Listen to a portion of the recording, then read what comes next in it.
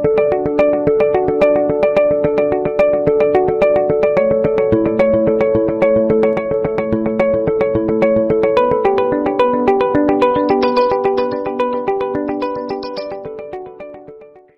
प्रवक्ता अवधेश कुमार सत्यनारायण उच्च शिक्षा संस्थान तुलसीपुर श्रावस्ती के YouTube चैनल ज्ञान संपदा में आप स्वागत है।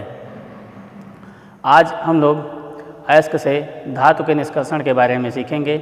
आप सभी को पता है कि प्रकृति में जितनी भी धातुएं उपस्थित हैं वह मुक्त अवस्था में न पाई जा करके संयुक्त अवस्था में पाई जाती थी, जिन्हें प्रायः अलग करने के लिए कुछ विधियों का प्रयोग किया गया है, जिनके बारे में आज हम लोग जानकारी प्राप्त करेंगे। सबसे पहले हम लोग आते हैं अयस्क से धातु का निष्कर्षण कैसे किया जाता है, किन विधियों द्वारा होता है, इस बारे में जानकारी प्राप्त करेंगे। तो खनिज से अयस्क व अयस्क से शुद्ध धातु प्राप्त करने की संपूर्ण क्रिया धातु कर्म कहलाती है। अर्थात सांद्रित अयस्क से शुद्ध धातु प्राप्त करने की संपूर्ण क्रिया को अयस्क से धातु का निष्कर्षण कहते हैं। धातु के निष्कर्षण में कई विधियों का प्रयोग किया जाता है, जो प्रायः कई चरणों में पूर्ण होती है, जिसका पहला चरण है अयस्क का पीसना। इस प्रक्रिया के अंतर्गत खनिज से प्राप्त अयस्क को बारीक कणों में तोड़ लेते हैं। तत्पश्चात दलित्र में पीसकर बारीक चूर्ण प्राप्त कर लेते हैं। इस चूर्ण का सांद्रण किया जाता है। तो दूसरी प्रक्रिया जो आपकी है अयस्क का सांद्रण। दूसरी प्रक्रिया जो आपकी है अयस्क का सांद्रण। इस प्रक्रिया में खनिज से या अयस्क से गैंग व अधात्री को अलग करना सांद्रण कहलाता है। यहाँ पर गैंग व अधात्री का संबंध कंकड़, पत्थर व मिट्टी से है।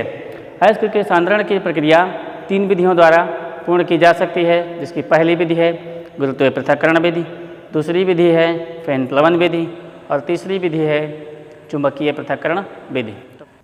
इस विधि में पिसे अयस्क को पानी की धारा में धुलते हैं, जिससे अयस्क के हल्के कण पानी की धारा के साथ बह जाते हैं व अयस्क के भारी कण नीचे बैठ जाते हैं। इस विधि द्वारा यानी गुरुत्वीय पृथक्करण विधि द्वारा हेमेटाइट व मैग्नेटाइट अयस्क का सांद्रण किया जाता है। दूसरी विधि आपकी है फेन प्लवन विधि।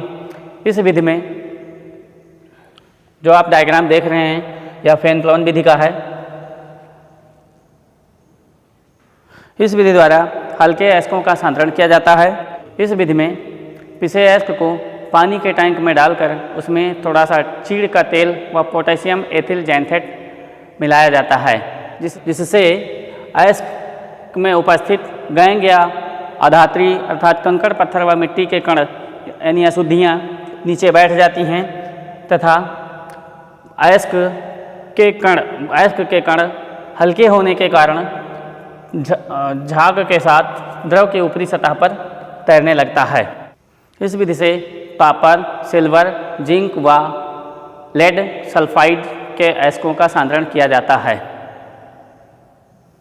आप डायग्राम में देख रहे हैं यह एक पानी का टैंक है, जिसमें अयस्क प्लस तेल व जल की मात्रा उपस्थित है। इस वायु के माध्यम से इसमें प्रवाहित किया जाता है, जिससे जो अशुद्धियाँ होती हैं वह नीचे बैठ जाती हैं तथा शेष अयस्क के जो कण होते हैं वह पानी की सतह के ऊपर द्रव के रूप पानी की सतह के ऊपर झाग के रूप में तैरता हुआ नजर आ रहा है। के सांद्रण की तीसरी विधि है चुंबकीय पृथक्करण विधि। इस विधि के माध्यम से हम सभी लोग प्रायः चुंबकीय पदार्थ की उपस्थिति वाले अयस्कों का सांद्रण करते हैं। आप देख रहे हैं कि 2 चुंबकीय रोलर लगे हुए हैं, जिन पर रबर का पट्टा चढ़ा हुआ है। इस पट्टे पर कीप के माध्यम से या फनल के माध्यम से पिसे अयस्क के चूर्ण को पट्टे पर गिराया जाता है, जिससे जो चुंबकीय पदार्थ हैं वह रोलर के काफ़ी समीप व जो अचुंबकीय पदार्थ हैं वह रोलर से काफ़ी दूर जाकर गिरते हैं। इस प्रकार इस प्रक्रम में यानी चुंबकीय पृथक्करण विधि में चाहे अशुद्धियों के रूप में या शुद्ध पदार्थ के रूप में चुंबकीय पदार्थ का होना आवश्यक है। से धातु निष्कर्षण में प्रयोग की जाने वाली जो तीसरी विधि है वह है निस्तापन। आप देख रहे हैं कि निस्तापन की प्रक्रिया में सांद्रित अयस्क को वायु की अनुपस्थिति में उसके गलनांक बिंदु से कम ताप पर गर्म करते हैं, जिससे अयस्क में उपस्थित नमी या अशुद्धि दूर हो जाती हैं। जिंक कार्बोनेट इसमें यानी कार्बन डाइऑक्साइड अशुद्धि के रूप में मिली हुई है।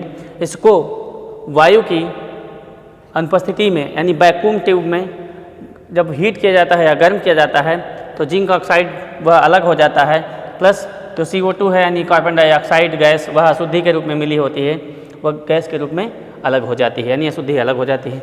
नेक्स्ट आप देख रहे हैं कि Fe2O3 ऐसे फेरिक ऑक्साइड में Fe2O और प्लस इसमें ऑक्सीजन गैस जो मिली होती है अशुद्धि के रूप में वह भी अलग हो जाती है। ऐसे ही आप देख रहे हैं जिंक हाइड्रोक्साइड में, इसमें भी जिंक ऑक्साइड प्लस इसमें जो जल अशुद्धि के रूप में मिला हुआ आता है वह भी अलग हो जा रहा है।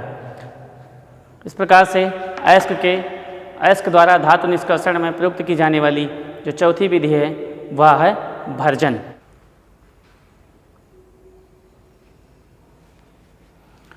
अयस्क के सांद्रण की जो चौथी विधि है वह है भर्जन।